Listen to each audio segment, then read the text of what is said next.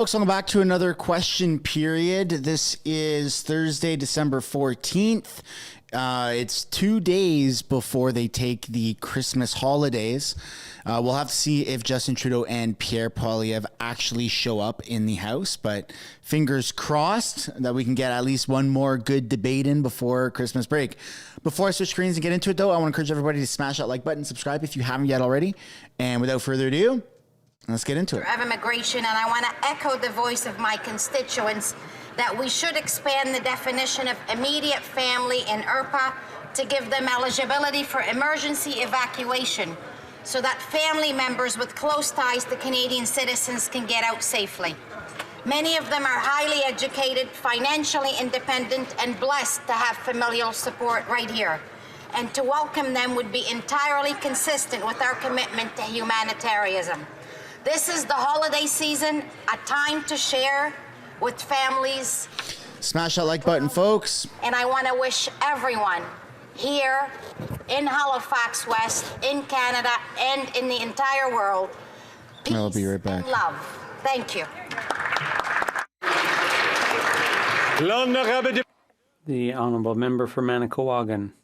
Mr. Speaker, 2023 hasn't been an easy year in Parliament, but we got through it, not least thanks to the dedication of our staff, our own staff, of course, each and every one of us, to whom we owe so much, but also the exceptional staff of the House of Commons. On behalf of the Bloc Québécois, I'd like to thank each and every one of them from the bottom of my heart. Thank you to the clerks, law clerks, and analysts. Thank you to the pages. Thank you to the interpreters who risk their very health to ensure that French-speaking Canadians have the representation they deserve in this Parliament.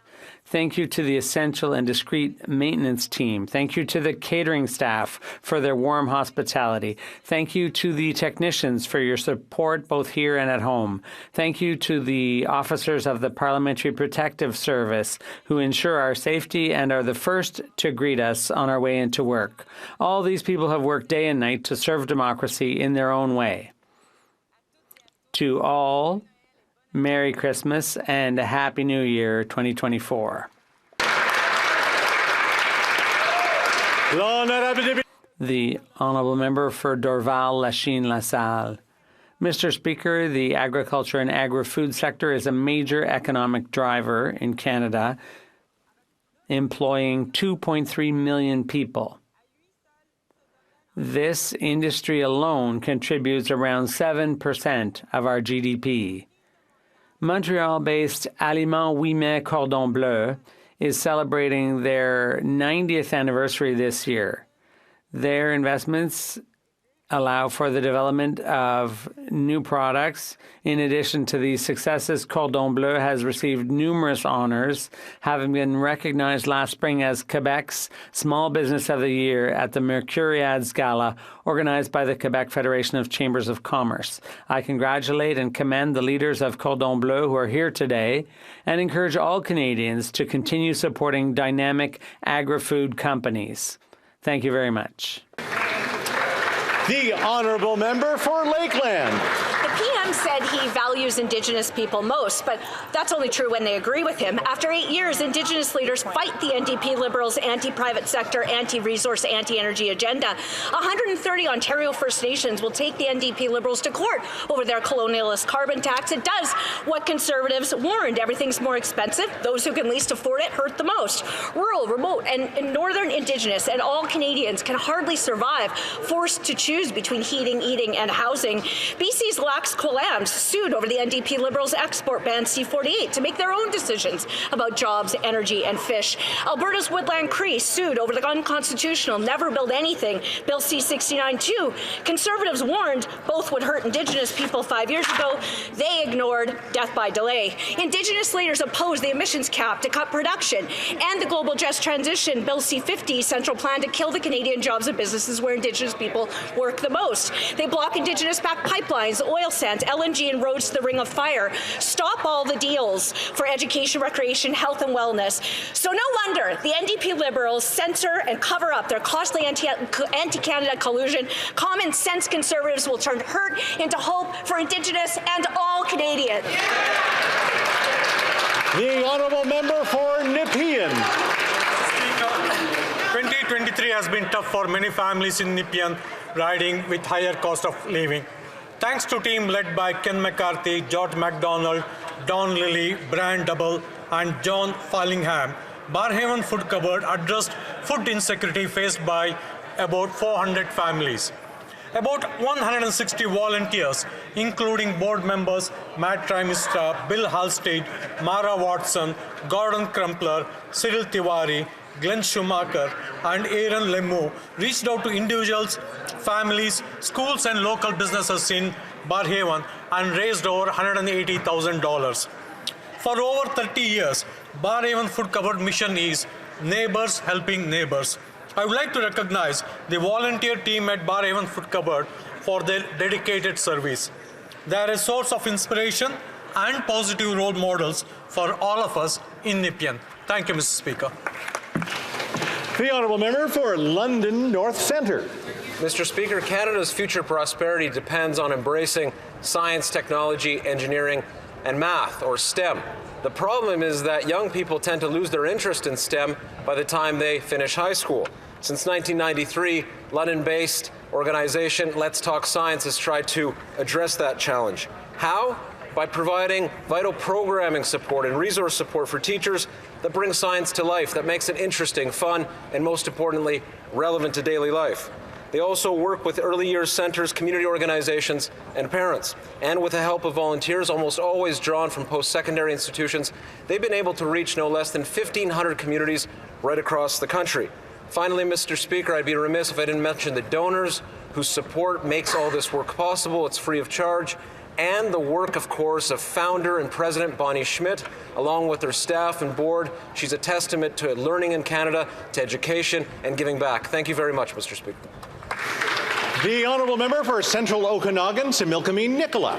Mr. Speaker, back in 2015, it was this Liberal Prime Minister who told Canadians that better was always possible. But after 8 years, when it comes to housing, literally everything is worse. Many cannot find homes they can afford. Worse, there are now many in homes they can no longer afford. It is small wonder that millions of Canadians have tuned in to watch the leader of the Conservatives' Housing Hell video. People are increasingly desperate for housing solutions, and only our Conservative Common Sense plan offers them a clear plan to fund results instead of promises. This NDP Liberal government wants to talk about spending, but they are not getting results or accountability for that spending. That is why the NDP all too often votes in committees to cover up Liberal corruption. That misspending is part of the problem. I'm proud to stand behind a Conservative leader who supports common sense solution, and many Canadians are now joining in as well. Why? Because they know this Prime Minister is not worth the cost. The honourable member for Newmarket Aurora. Mr. Speaker, on November 29th, Chief Ian Lang of the Central York Fire Services passed away. My relationship with the Chief dates back to the time when I was the Mayor, and it has continued to this day, a relationship that I truly treasured.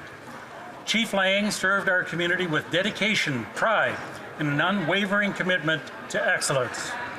The Chief dedicated 48 years to firefighting, 14 of those as the Chief of our firefighting service in Newmarket. The Chief took immense pride in the people of CFYS, the community they served, and the building of Station 4-5, which was the first under his leadership. Chief Lang was a consummate firefighter, dedicated, proud of his chosen career, and absolute in his resolve to provide his community with the absolute best service. I will miss the sparkle in his eyes and the stories told by a gentleman that I was proud to call a friend.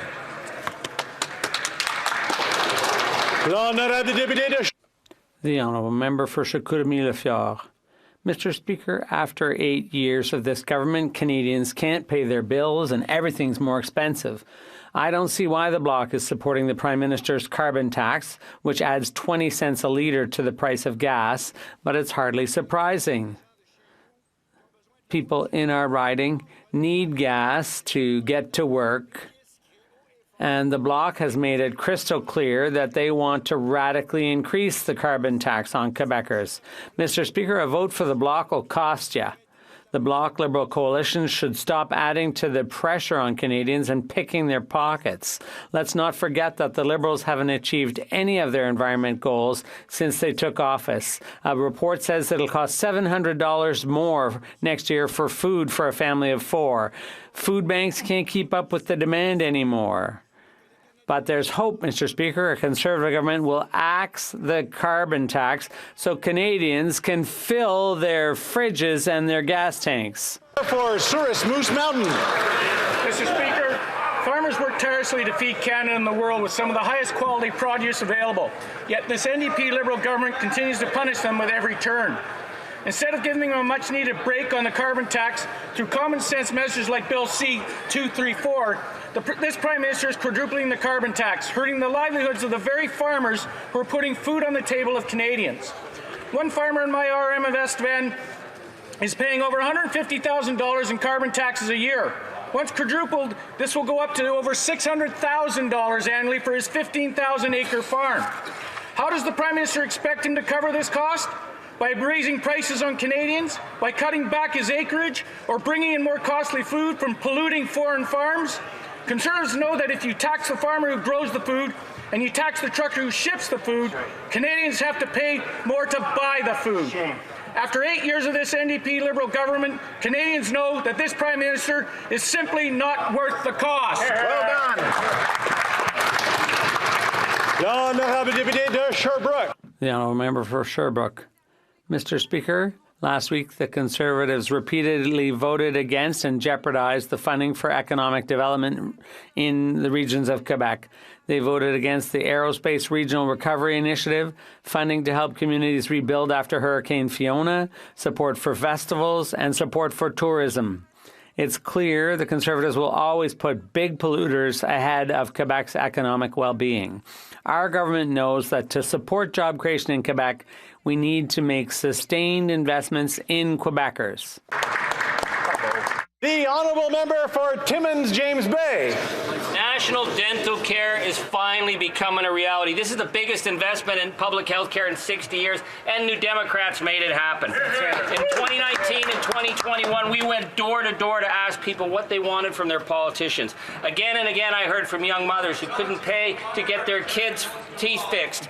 I talked to senior citizens who couldn't have paid their dental bills. They gave us this mandate in Parliament, and we came and delivered. Yeah. This year, children and senior citizens will be able to apply, and by the end of the year, next year, over 9 million people will be eligible. Now compare this record of success with the Conservatives, who this past week tried to block funding for clean water on reserves. They tried to block a national suicide hotline, and they did their best to block badly needed support for the people of Ukraine. They would cut dental care in a second if they could, but that's not going to happen. Not on our watch. New Democrats are in Parliament to fight for the people of Canada. L'honorable député de Saint-Jean. The honourable member for Saint-Jean. Mr. Speaker, members and Hill staff are finally getting ready to go home for the holidays. But for many Quebecers, this is no time for rest and festivities. It's an intense period of work, far from their families, simply because we can't do without them. In addition to all these nurses, truck drivers, and service workers, there are the indispensable volunteers. I'm thinking in particular of designated drivers for Operation Red Nose, the people who get involved in our food banks and soup kitchens. I'm talking about people who give their time so that seniors can have a wonderful Christmas, or so that the less fortunate can at least have one. It's the dedication of all these Christmas angels that makes it possible for all of us to enjoy a wonderful holiday season. On behalf of the Bloc, I'd like to say a big thank you to them and wish them a Merry Christmas under the circumstances, as well as a wonderful New Year, health and prosperity. The honourable member for Cumberland Colchester. Speaker, sadly, this Prime Minister wants to punish farmers for being incredible optimists and doing the fantastic work they do every day on behalf of all of us. After 8 years of this NDP Liberal government, farm input costs are ballooning out of control. Bill C-234, a common-sense Conservative bill, would reduce the cost of food for Canadians by removing the carbon tax on farmers. I spoke to farmers in my backyard, and they say any of those major inputs have been skyrocketing in price. He said almost double the fuel bills, and fertilizer, it's double, if not triples. Annual expenses of $2 million, almost 20% or $400,000 is due to the punishing carbon tax. This will mean $1.6 million when the Prime Minister quadruples the tax. The other concern is the tax is so hidden that this estimate is probably low. Does this Prime Minister think the farmers need to raise prices on Canadians, or should Alex cut back production so Canadians are forced to import food from polluting foreign farms? The honourable member for Thunder Bay, Rainy River. Ukraine is running out of ammunition. President Zelensky was in the United States this past week pleading for military assistance that was being blocked by politicians on the American far right. It's important to realize Russia didn't just attack another country, it launched a full-scale assault on the international legal order. That's because the heart of this order and the UN Charter is the principle of non-intervention. You can't just attack another country. Russia must not, will not win anything. Any such victory moves us dangerously closer to the world as it was prior to World War II, a world where basically might is right. So to vote against assistance for Ukraine, as a certain party in this House has done repeatedly in the last week, shows not only a lack of empathy for the suffering of the Ukrainian people, shows a disregard for the basic principles that have basically kept our world safe since 1945. So this Christmas, let us unite in support of Ukraine. Merry Christmas, Slava Ukraini! Oral questions, question orale, the honourable leader of the official opposition. The Prime Minister has informed us that he doubled national debt so that Canadians would not have to add to their own debt. But now we've learned that after 8 years of this Prime Minister, Canadian families spend a higher percentage of their family budget on debt servicing. This is a record in Canada, the higher percentage than US family debt before the 2008 crisis. Will the Prime Minister finally invert his inflationary taxes and deficits so that Canadians can finally eat and house themselves?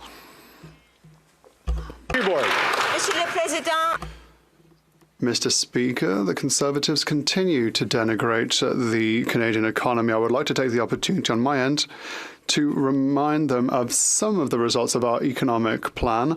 For example, our GDP is now at 4.1% higher than pre-pandemic levels. More than 1.1 million net new jobs have been created since the beginning of the pandemic, Mr. Speaker. You can't get these results with simple slogans. Our economic plan works, and results show that this is true. The Honourable Leader of the Opposition.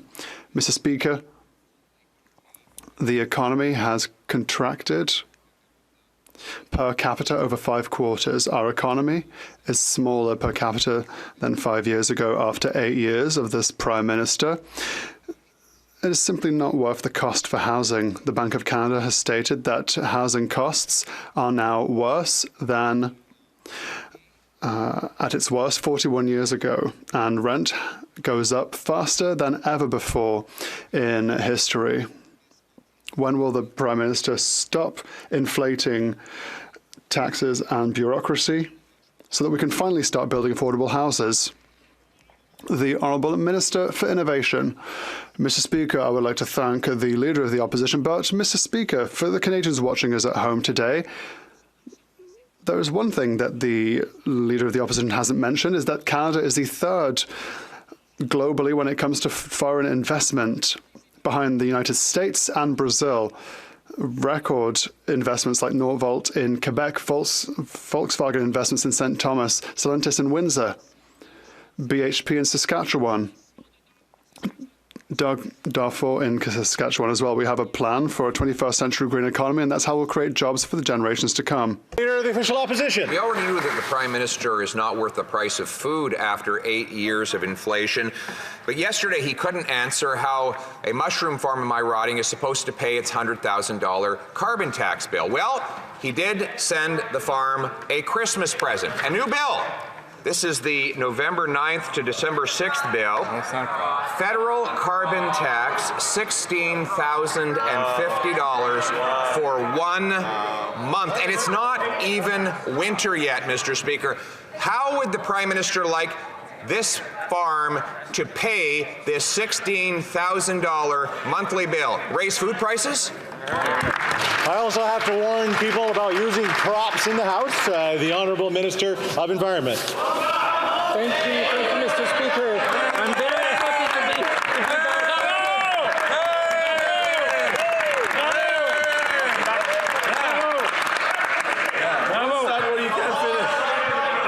I was in Dubai. Well, I'm going to allow the Honourable Minister to start from scratch. The Honourable Minister of Environment. I was in Dubai at COP28 in good company, Mr. Speaker, with the Premier of Alberta, Danielle Smith, with the Premier of Saskatchewan, Scott Moe, with representatives from almost all the Canadian provinces and business leaders from all across the country, Mr. Speaker, working to ensure that our kids and grandkids have a future, something, unfortunately, that the Conservatives fail to understand. The Honourable Leader of the Official Opposition. Mr. Speaker, this is more high-flying, high-cost, high-tax hypocrisy from the Minister of Carbon Taxes. We learned that he spent $150,000 on 1 weekend of travel and charged it to taxpayers. Isn't it interesting that that's exactly how much they're charging the Carleton Mushroom Farm in carbon taxes for a year? So, can the Minister please tell us, the Carleton Mushroom Farms is going to spend this year now about $150,000 grand on carbon taxes. Will that just pay for one of his junkets? I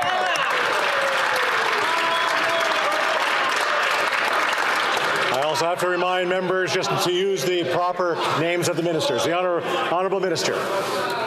In reference to hypocrisy, Mr. Speaker, I refer back to Neville Chamberlain when he referred to Czechoslovakia's invasion by Nazi Germany. And in that, he referred to Czechoslovakia as a faraway land. And in reply to that, Sir Winston Churchill gave one of his greatest speeches. He gave a speech of impunity that Roy Jenkins said was one of his greatest, calling him an absolute coward, a capitulator.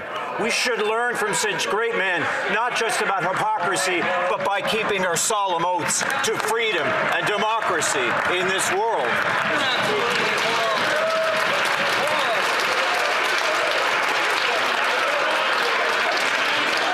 The Honourable Leader of the Official Opposition. Mr. Speaker, for this Prime Minister to pass himself off as Winston Churchill after he gave detonators for mines to the Russian military so that they could use them against Ukrainians, after he allowed the Iranian-linked IRGC to operate legally in Canada, 700 of its agents, by the way, which are also linked to Russia, operating in our country and terrorizing our people. Mr. Speaker, this is not Churchillian. This is hypocritical political grandstanding by a Prime Minister trying to distract from his failed carbon tax.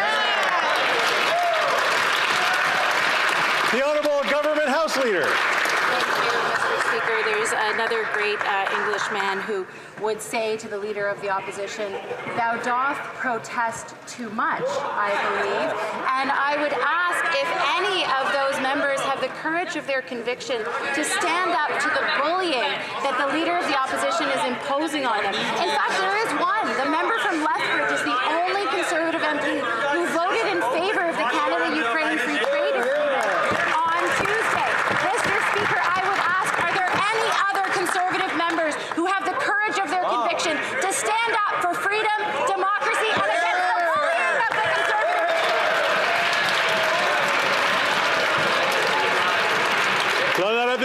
The Honourable Member Salaberry-sur-Roi. Mr. Speaker, the Quebec government has been very clear with regards to dental insurance. The Quebec Minister for Canadian Affairs stated as follows: Quebec is prepared to negotiate an agreement with the federal government to improve its plan whilst respecting fields of jurisdiction. In other words, If Ottawa transfers the money, it will be used for dental care pursuant to our priorities.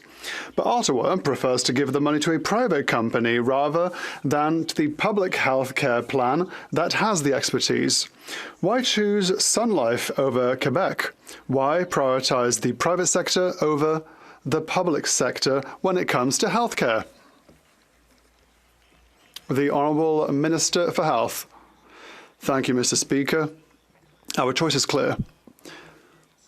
Our choice is one of dental care from coast to coast to coast for all, for every province, for every territory. Currently, 9 million people did not have access to dental care. And now, with our new dental insurance system, everyone will have access to it in every neighbourhood and every corner of our country, and that is what is essential, Mr. Speaker. The Honourable Member for Salaberry-sur-Roi. Mr. Speaker, we are waiting for this government to improve employment insurance, but it continues to twiddle its thumbs. We expect it to settle once and for all the Phoenix fiasco, but once again, paying or insuring workers under its responsibility seems to be too much to ask. We expect the government to pay for asylum seekers, but radio silent on that front as well. On the other hand, the government's always up for a little interference in Quebec's jurisdictions. Instead of creating a private dental plan, will the government come to an agreement with the government of Quebec and transfer the money to it so that it can improve its own public plan? The Honourable Minister for Health. Mr. Speaker, we will of course be working not only with the province of Quebec, but every province and territory to make sure that everyone can obtain the necessary dental care that they need. And that is our objective. We will be working with all provinces throughout the country, this in order to meet this objective. The Honourable Member for North Island Powell River. Mr. Speaker, families are having to take turkey off their Christmas dinner menu because of sky-high food costs. And what are the Liberals doing? Letting their grocery CEO friends off the hook. While the corporate Conservatives, they just want to block a national school food program to feed our kids. Shame. Both have lost the holiday spirit. What does the minister have to say to Canadians who are cutting back this Christmas because he won't stand up to CEOs? Hear, hear.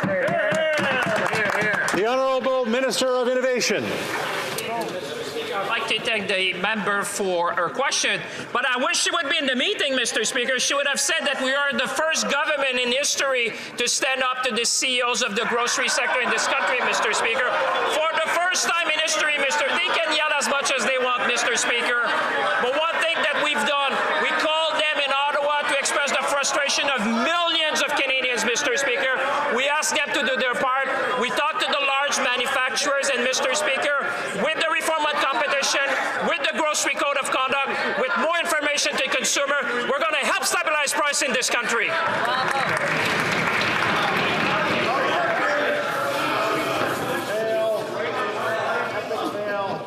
The Honourable Member for Cowichan-Malahat-Langford. Mr. Speaker, that minister would have a starring role in Oliver Twist. Please, sir, can I have some more? With holidays around the corner, parents are being forced to choose between family dinner or gifts for their kids. But you know who's not worried? Canada's grocery CEOs who are gifting themselves Christmas bonuses. The Liberals continue letting corporate greed go unchecked. Meanwhile, the Conservatives play the part of Scrooge as they just voted against a national school food program. Mr. Speaker, will the minister start cracking down on corporate price gouging, or will he let these CEOs continue going unchecked? Please, sir.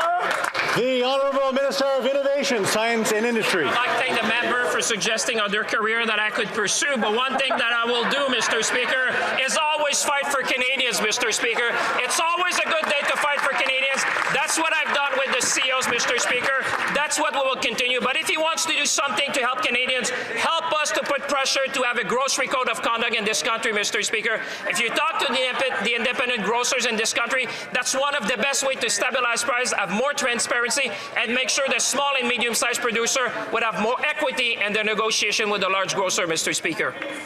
The Honourable Member for Charlesbourg-Haute-Saint-Charles.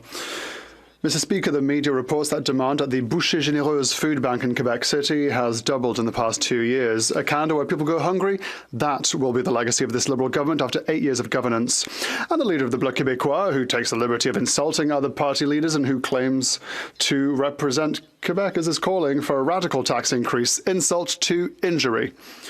Will the Prime Minister follow our common sense plan and eliminate inflationary taxes and deficits so that Quebecers can finally eat? The Honourable Parliamentary Secretary. Mr. Speaker, Canadians know full well that it is our Liberal government that is here with measures to support Canadians. I believe that Canadians see through this false discourse from the Conservatives. Why? Because but a few days ago, Conservatives voted against a national food plan. Were they really to care for Canadians, they would have not voted against their interests. Thank you, Mr. Speaker. The Honourable Member for Charlesbourg, Haute-Saint-Charles. Mr. Speaker, what Canadians and Quebecers know is that Christmas is on its way. They know that they don't have enough money to buy food, so they don't have any money to buy their presents. That's what Canadians have understood after 8 years of this Liberal governance. And on the other hand, we have our friends from the Bloc. The Bloc Québécois is demanding a radical increase on the tax on food. Is there anyone in this House that understands that after a while we've had enough of taxes? Can the government commit to cancelling its inflationary taxes so that people can eat and have a good and Merry Christmas? Thank you, Mr. Speaker. The Honourable President of the Treasury Board. That member, who was himself a member of the armed forces, that last week he and his party voted against military aid to Ukraine, compensation to the Canadian Armed Forces. And on the subject of Ukraine, let me clarify all of the billion-dollar aid that we have provided to Ukraine, Mr. Speaker.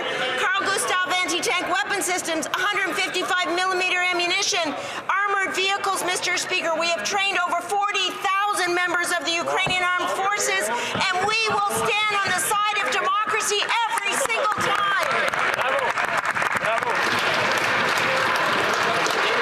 The Honourable Member for Cardston, Medicine Hat, Warner. Close, Mr. Speaker. Quattro Farms near Bow Island grows spearmint, peppermint, and dill, then distills those crops into essential oils. The 10-week harvest and distillation process this fall alone cost them $107,000 in carbon taxes. And that carbon tax will rise to well over $400,000 when this government quadruples it. How does the Prime Minister suggest Quattro Farms pay this $400,000? Will it be by raising prices on Canadians, or should Quattro Farms cut back on their production so Canadians are forced to import their food from polluting foreign farms? The Honourable Minister of Agriculture. Mr. Speaker, I appreciate my honourable colleague's question, but when it came to action, my honourable colleague and the Conservative Party of Canada voted against every program that would support agriculture. Mr. Speaker, it's a shame. Talking to agricultural producers right across the country, they cannot understand why a government, why an opposition would vote against On-Farm Climate Action Fund, a fund to help farmers adapt to climate change, which adds to the price of groceries. The Honourable Member for Medicine Hat, Carson Warner. Thank you, Mr. Speaker. The reason we voted against them is we voted non-confidence in this government's attack. Non-confidence! Medicine Hat and area is home to numerous greenhouse operations like Big Marble Farms, who grow fresh vegetables like cucumbers, peppers, and tomatoes. This year alone, Big Marble Farms will pay over $500,000 in carbon tax, and that'll rise over $2 million when this government quadruples it. How does the Prime Minister suggest Big Marble pay this extra $2 million? Will they raise the prices on Canadians, or should Big Marble cut back on their production so Canadians are forced to import their food from foreign polluting farms? The Honourable Minister of Agriculture and Agri-Food. Being a farmer and talking to farmers across the country, they cannot understand why the opposition party would vote against so many programs that assist agriculture across the country. But also, farmers find it very, very disappointing and cannot believe that you would vote against support for the Ukraine, to support for democracy. They were ashamed. The Honourable Member member for Dufferin-Caledon. Unlike that minister, I actually spoke to farmers from Dufferin today, and one farmer from Burnett Farms is going to pay $40,000 in carbon taxes this year alone. And after this incompetent Liberal NDP government quadruples the tax, it will be $160,000. They don't need another government program. They need the carbon tax cut. So, how is this farmer supposed to pay for it? Cut production, or so they have to import food from foreign polluting farms. The Honourable Minister of Environment and Climate Change. Thank you, Mr. Speaker. What many Canadians are puzzled with is the fact that in the age of climate change, where the impacts of climate change are costing our farmers hundreds of millions of dollars every year, the Conservatives have nothing to say to them. No plans to support them in the transition that will be necessary, Mr. Speaker, to be in the 21st century, to continue being a provider of food for Canada and the world. The Conservatives have no plan to help our farmers, no plan to fight climate change, and no plan to support the future of our kids and grandkids. The Honourable Member for Dufferin-Caledon. With that statement, this radical carbon tax loving environment minister has basically proven the point. His carbon tax hasn't stopped any of the effects on farms, but instead, farmers are left paying this punishing carbon tax. A chicken farm pays $15,000 for one barn this year in carbon tax. Wow. And after this ideologically obsessed minister quadruples the carbon tax, it'll be $60,000 for one chicken farm. What is this farmer supposed to do to pay it? Raise prices or force Canadians to import their food from polluting foreign farms? The Honourable Minister of Environment. Ironic, Mr. Speaker, coming from a party that voted against supporting chicken farms just last week, Mr. Speaker.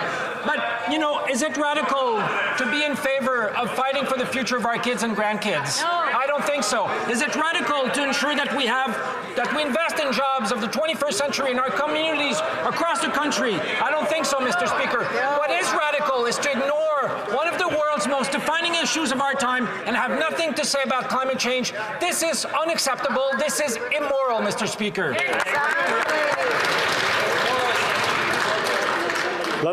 The Honourable Member for Lac-Saint-Jean. Thank you, Mr. Speaker. The federal government owes Quebecers $460 million for the reception of asylum seekers, a federal jurisdiction. But the federal government doesn't want to pay and has even the arrogance to bluntly repeat that it's not an ATM. Except that's our money that's withheld in that ATM, not theirs. It's taxpayers' money, most of it, money from Quebec taxpayers. We are entitled to that money. So there's a big problem. The ATM is out of order and we can't get our money out of it. Will the Minister for Finance thank Quebecers for their generosity and pay back what it owes to them? The Honourable Minister. Thank you, Mr. Speaker. With more than 100 million people displaced throughout the world, we see many refugees throughout the world. The migrant crisis is global, and we are part of it. The Minister for Immigration is in discussions, and I'm sure that discussions with Quebec will go well. We recognise that Quebec has done its share, and we are here to help to contribute. We've transferred up to $450 million just for housing, just to house asylum seekers, so I'm sure that we'll get to it. The Honourable Member for Joliette. Thank you, Mr. Speaker. We know that the Minister for Finance is in discussions with Quebec on the repayment of the $460 million for asylum seekers.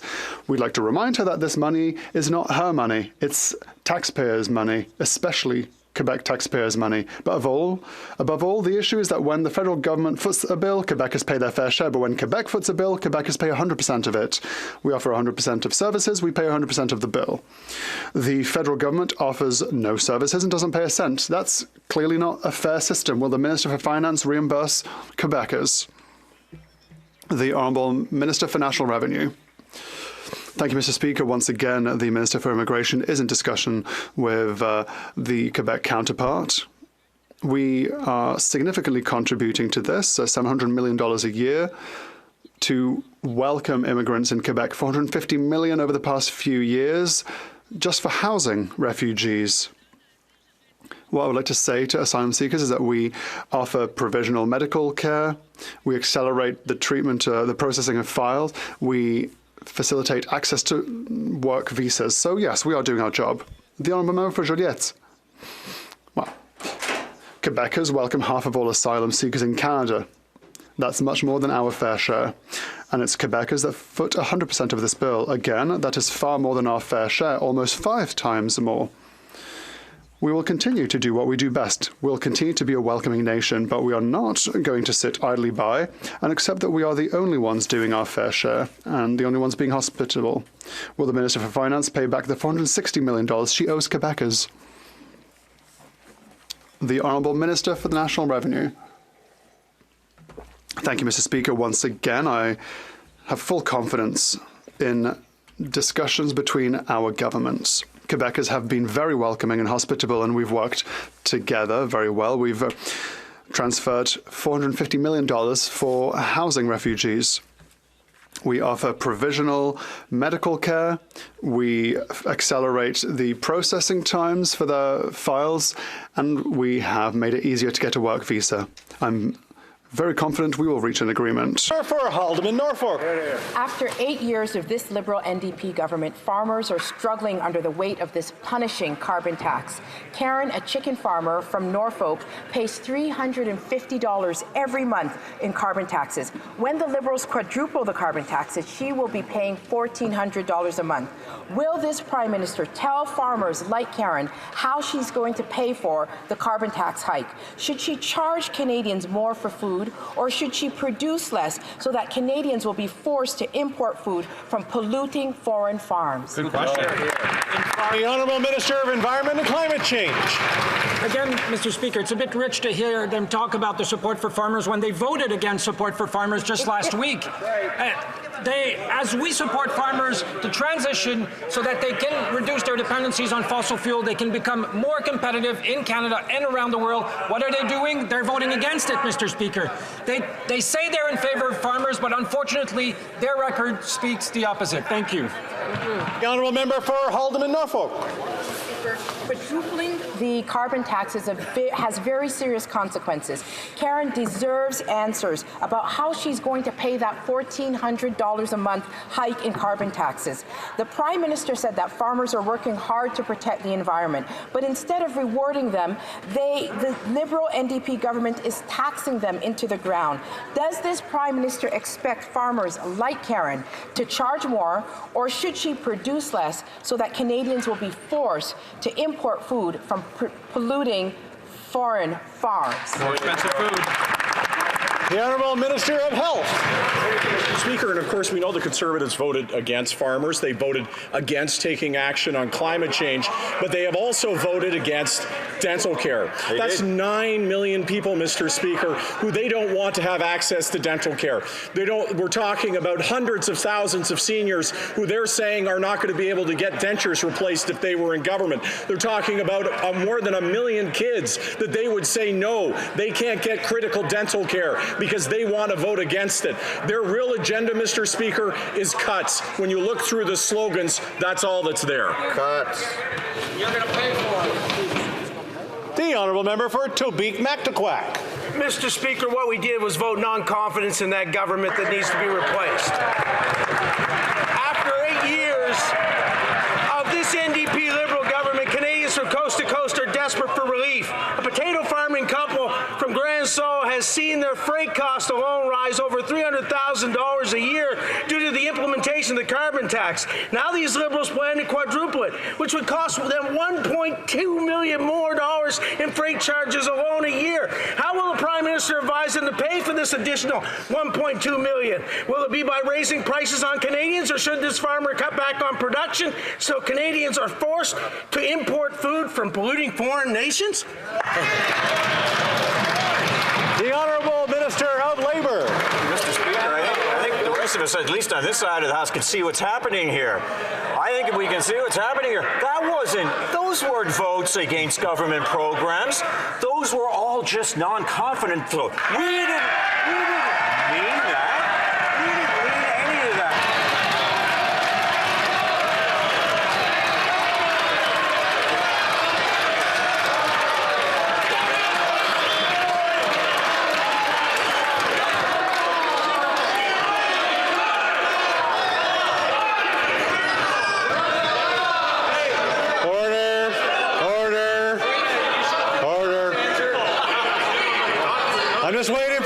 where the Honourable Minister can respond. The Honourable Minister of Labour. They think that what they just did there is all you have to do. It's not. What we do here is vote on the things. You voted against all the things.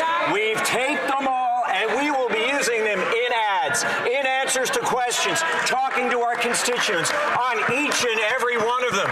We will, Mr. Speaker. Thank you for the opportunity to clarify. The Honourable Member for New Westminster Burnaby. Mr. Speaker, thanks to the NDP, a public inquiry has been called by this government into serious allegations of foreign interference.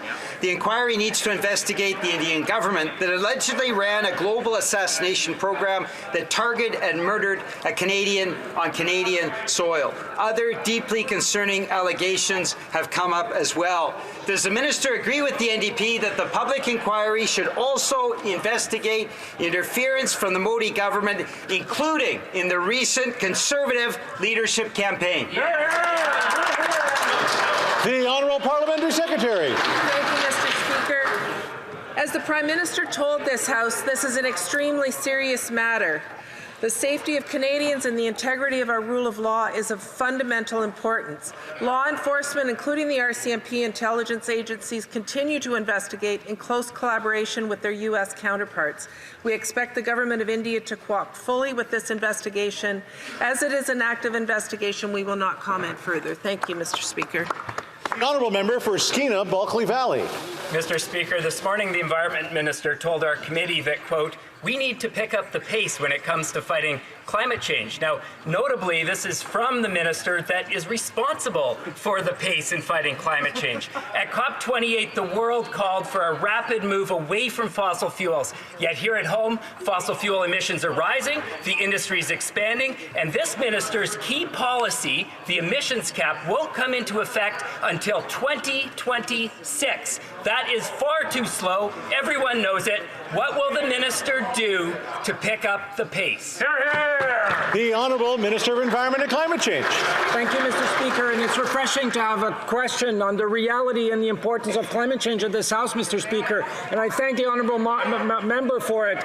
In fact, we are picking up the pace, Mr. Speaker. When we came into power in 2015, emissions were going through the roof, and now we've been able to reduce emissions levels 7% below 2005 level. That's like removing more than 20 million cars in terms of climate change pollution from our roads. We know we have more to do, and that's why in the last year alone we've introduced 6 new pieces of regulations to ensure that Canada reaches our target in 2030. Thank you, Mr. Speaker. The Honourable Member for Winnipeg South Centre. Mr. Speaker, Indigenous people living in urban, rural, and northern areas face unique challenges accessing adequate housing and do not qualify for support that is provided to Indigenous people living on reserve. Through budgets 22 and 23, the government is committed to the co-development of a dedicated urban, rural, and northern Indigenous housing strategy to address these gaps.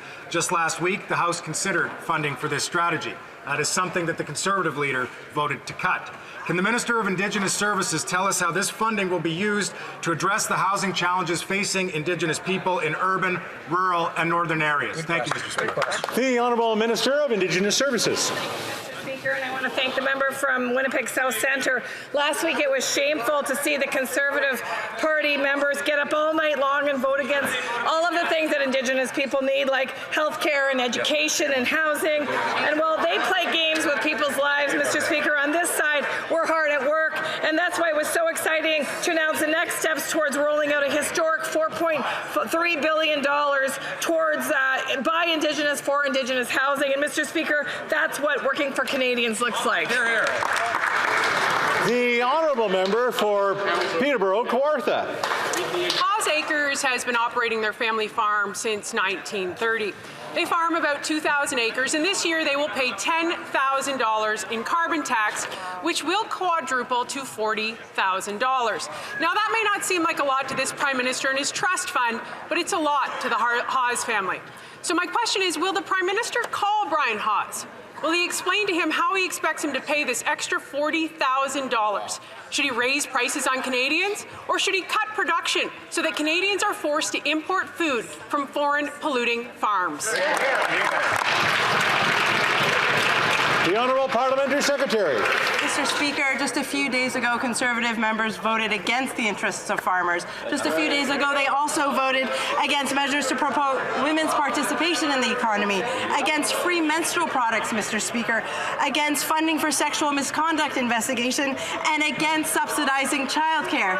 Mr. Speaker, what do the Conservatives have against measures that support women? Good question. The Honourable Member for Peterborough-Kawartha. Thank you, Mr. Speaker. Classic Liberal deflection. When they are down, they will deflect at every fact they can. These are the facts. Under this Prime Minister, housing prices have doubled. Under this Prime Minister, food bank usage is the highest in history. On the OECD, we rank 35 out of 38 in teen mental health. Suicide. Suicide. And who feeds families? Farmers. Who are they cutting? Farmers. So, Mr. Speaker, again, I will ask, will they axe the tax and make life affordable? And the jig is up. Everybody knows they are not telling the truth.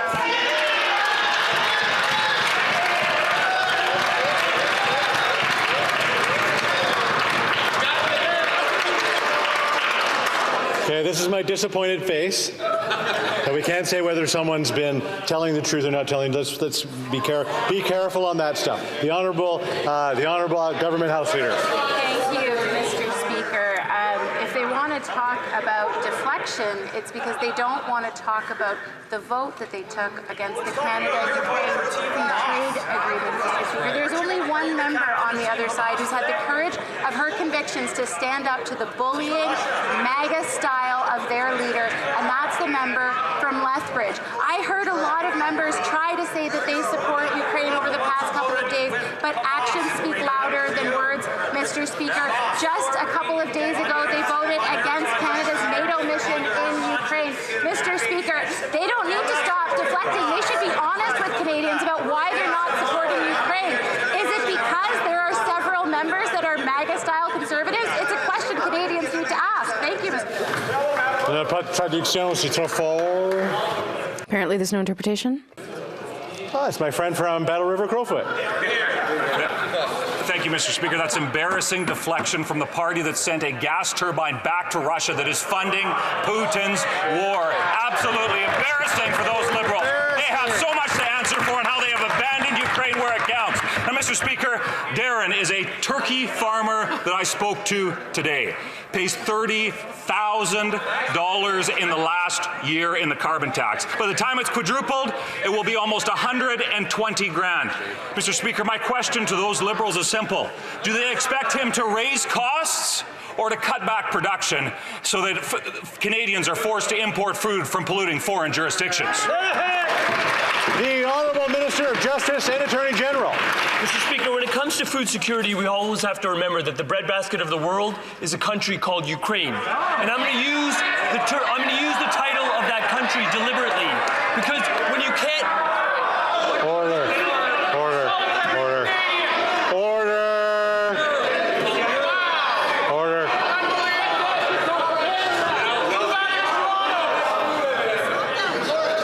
Folks, colleagues, order. Large. Thank you. Je pense qu'il y a un problème de traduction. I think there's a translation problem. They can't hear the honourable member for Salaberry-sur-Roi. Mr. Speaker, I'll tell you, we've hit our limit.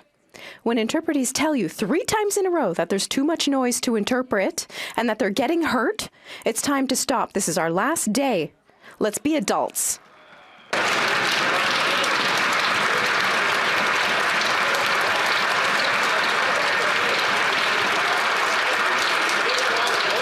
Un petit rappel qu'on essaie. Quick reminder, we're almost done.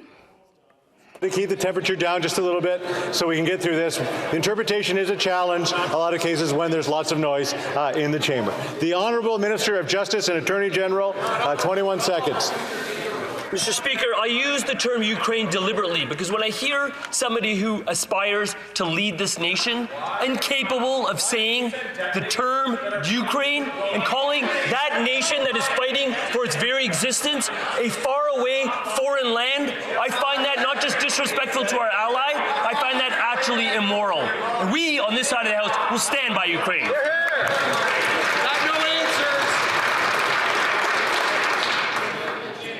The honourable member for Battle River Crowfoot. Mr. Speaker, how embarrassing. This week they abandoned Israel at the United Nations, and that member should know that it is Canadian detonators that are ending up in the fields of Ukrainian farmers. They should be absolutely embarrassed and ashamed of themselves for abandoning the farmers of Ukraine. And Mr. Speaker, when it comes to the cost that Canadian farmers are paying for the carbon tax, Mr. Speaker, here's the reality. For Darren, it's 120 grand that he has to recoup somehow. This is an uncomfortable question because high prices are a feature, not a flaw, of the carbon tax. Mr. Speaker, how do they expect Darren to pay the bills?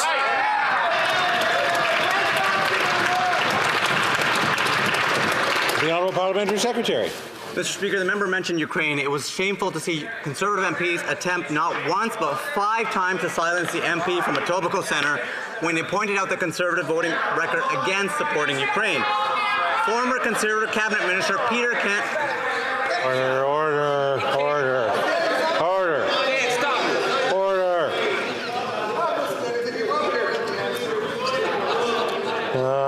You know, we're just about 3 o'clock, and the more we attack one another, the louder it's going to get in here. So I would just suggest that everybody bring it down a notch. Christmas is coming. The Honourable Parliamentary Secretary. From the top. Mr. Speaker, former Conservative Cabinet Minister Peter Kent put it in this way, and I quote, "When partisan politics trumps principled unity and support for a valiant democracy," he was referring to the Conservative record voting against Ukraine and free trade. No amount of doublespeak or empty talking points will change that, Mr. Speaker.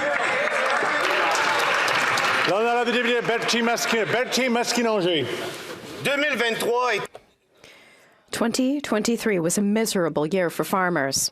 Higher interest rates, higher input costs, floods, droughts, one misfortune after another. And the federal government is abandoning them. Ottawa doesn't even invest 5% of the value of farm production into agriculture, which is 4 times less than in Europe. We need an emergency fund for struggling farmers now. We've been saying it for months. Canada also needs to climb up from the bottom of the world's agricultural investment rankings. When will this government finally support our farmers? The Honourable Minister for Agriculture. Thank you very much, Mr. Speaker, and I did meet with my honourable colleague yesterday. I fully understand the concern he has. But the program is under what you call the Business Risk Program, which is put together by the federal government and the provincial government and the territories. And the guidelines are put in place. Anything I can do to help, as I said yesterday to my honourable colleague, anything I can do to help the farmers in Quebec, I will do. But there are guidelines to follow.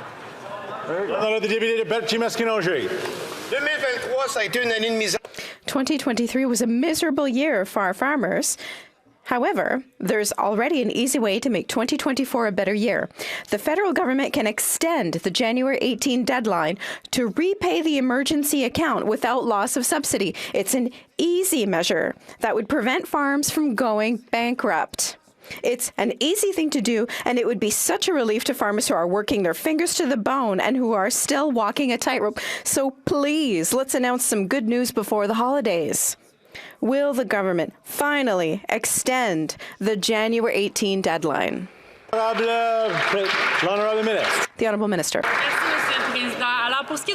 Thank you, Mr. Speaker. When it comes to the emergency business account, during COVID, our government was there to support businesses with wage subsidies, rent subsidies, and the emergency account.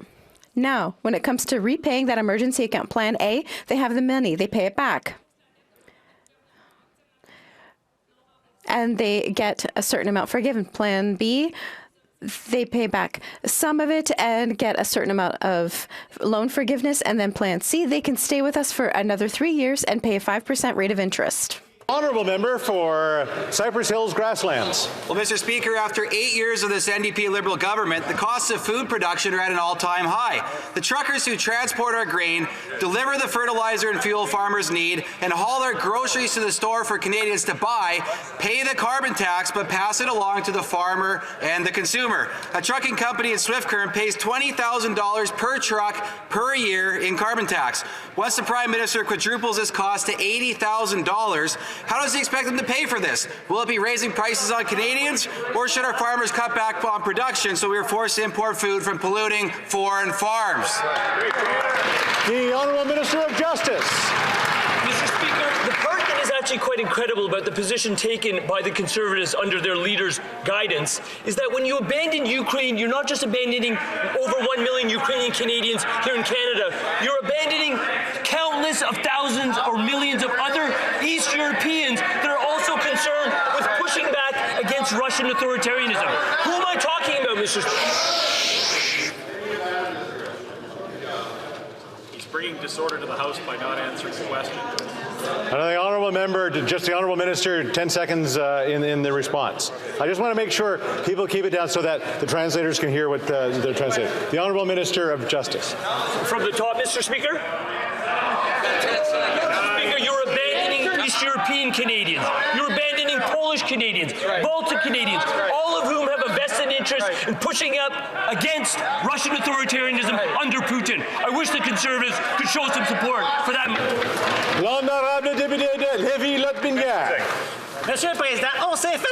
Mr. Speaker, we've been had. After 8 years of Liberal incompetence, Canadians are sinking deeper and deeper into debt, hard hit by 8 interest rate hikes in 18 months. Canadians are spending over 9% of their disposable income on interest charges alone. How's that for a gift? When debt payments outpace growth of disposable income, will the costly Liberal Bloc NDP coalition ease the pressure on interest rates by eliminating the carbon tax and stop ruining the lives of Canadians? The Honourable Minister for Innovation. We will take no lessons from the Conservatives. Imagine the gift that Conservatives gave to Canadians. They voted against aerospace. They voted against supporting tourism. And they voted against the planes. Imagine how Conservative MPs from Quebec must feel knowing that they voted against the plains of Abraham.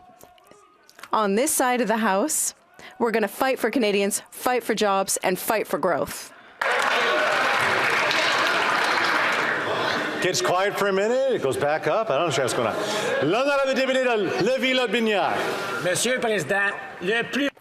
Mr. Speaker, the best gift that Canadians could get in 2024 is a Conservative government.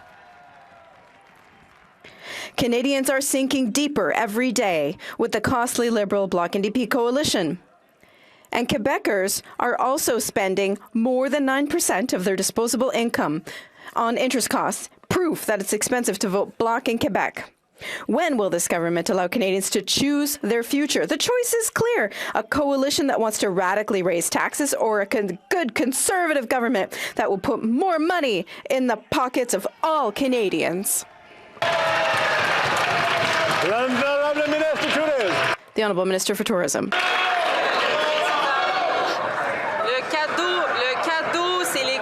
Mr. Speaker, the gift is from Conservatives through their work last week. The ideology of austerity and cuts from the Conservatives was clear. Cuts that will put a brake on Quebec's economic growth, specifically the tourism industry. How is it that the Conservatives from Quebec don't want to cut the program for promoting tourism in Quebec, but not elsewhere in the country? Apparently, the plains of Abraham are less important than the prairies.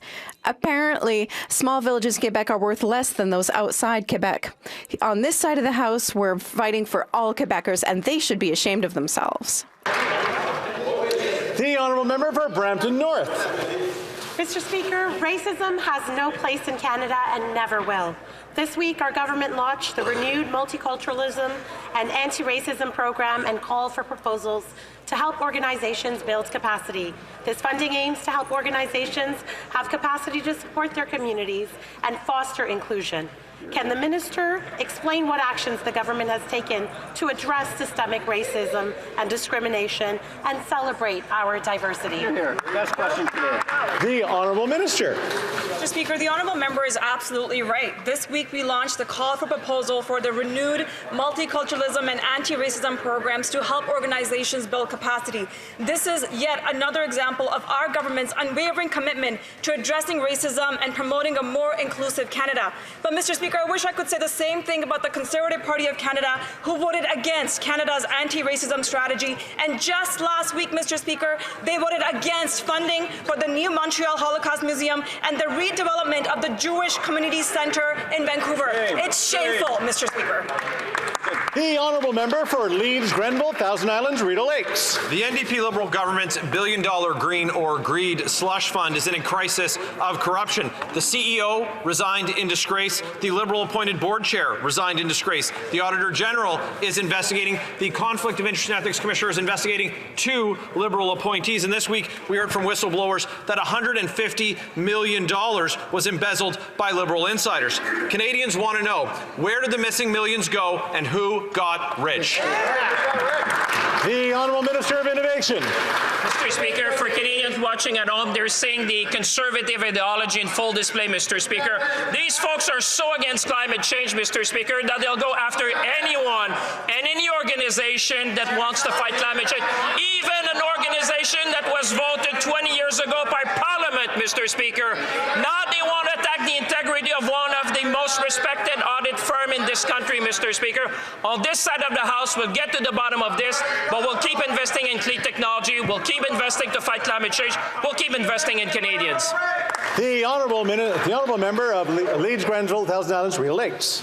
Only Liberals would think shoveling hundreds of millions of dollars into the pockets of their friends is doing anything to fight climate change. They're under multiple investigation, and it's their appointees that are being investigated. It's absolutely despicable. Canadians are lined up at food banks in record numbers, and liberal grifters and embezzlers are jamming their pockets full of Canadians' tax dollars. Canadians want to know who got rich and where did the missing millions go. But Mr. Speaker, with an Auditor General investigation and 2 Ethics Commissioners investigation, is the RCMP next? The Honourable Minister of Innovation.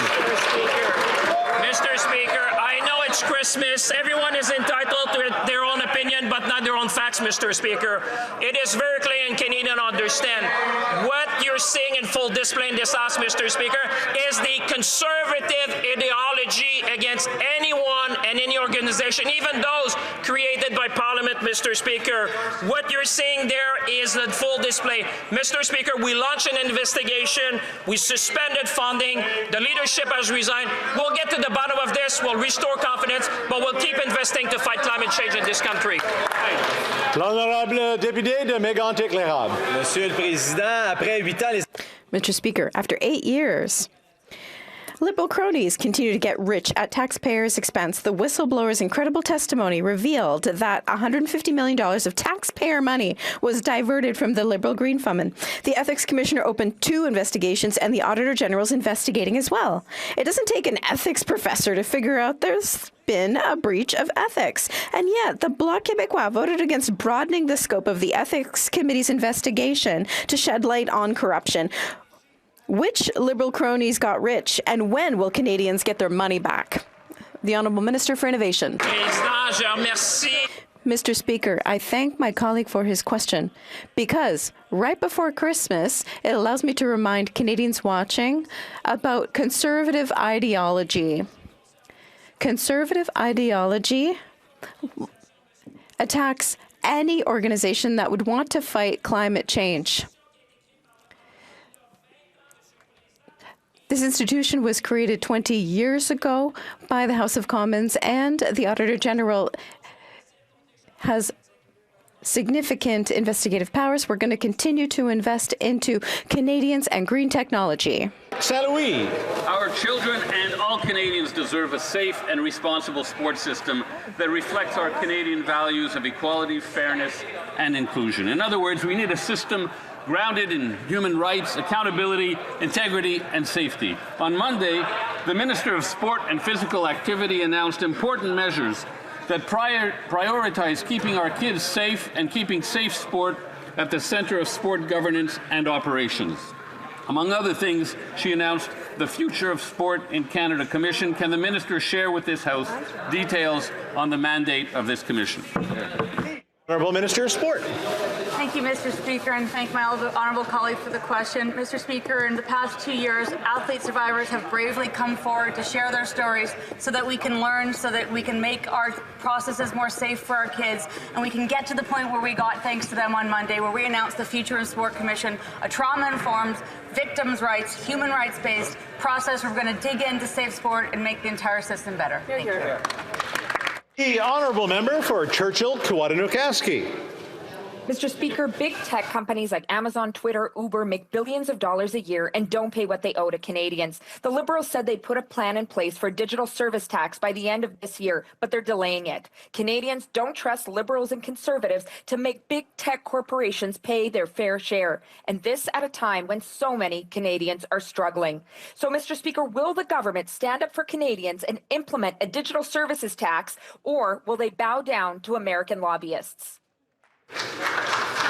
The Honourable Parliamentary Secretary.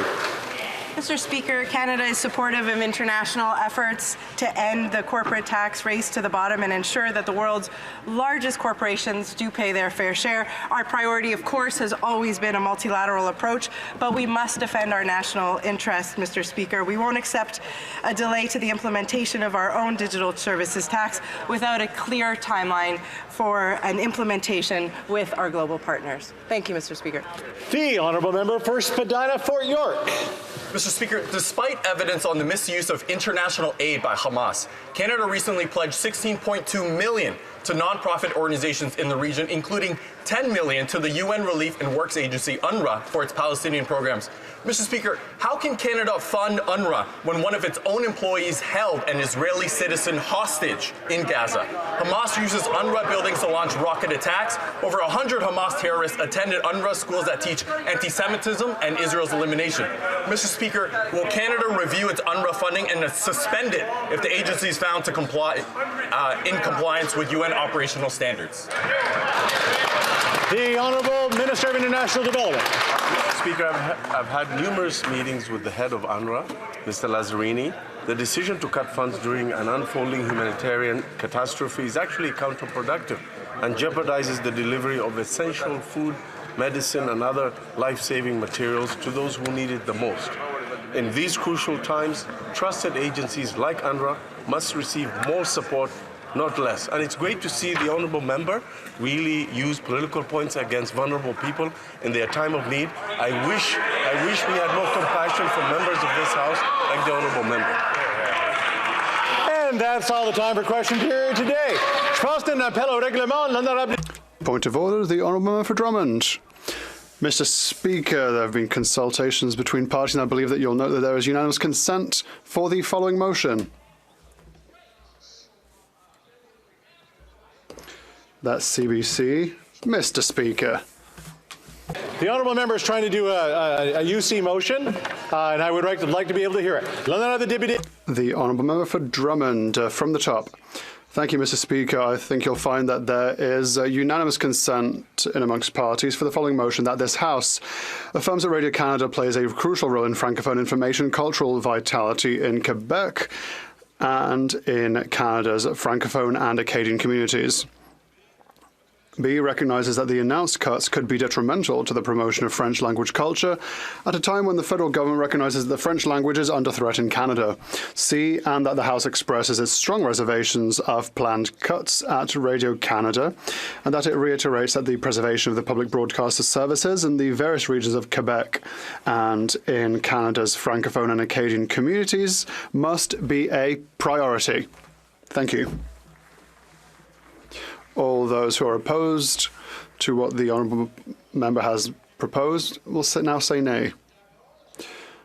The House has heard the motion. All those who are against the motion will please say nay. Motion carried.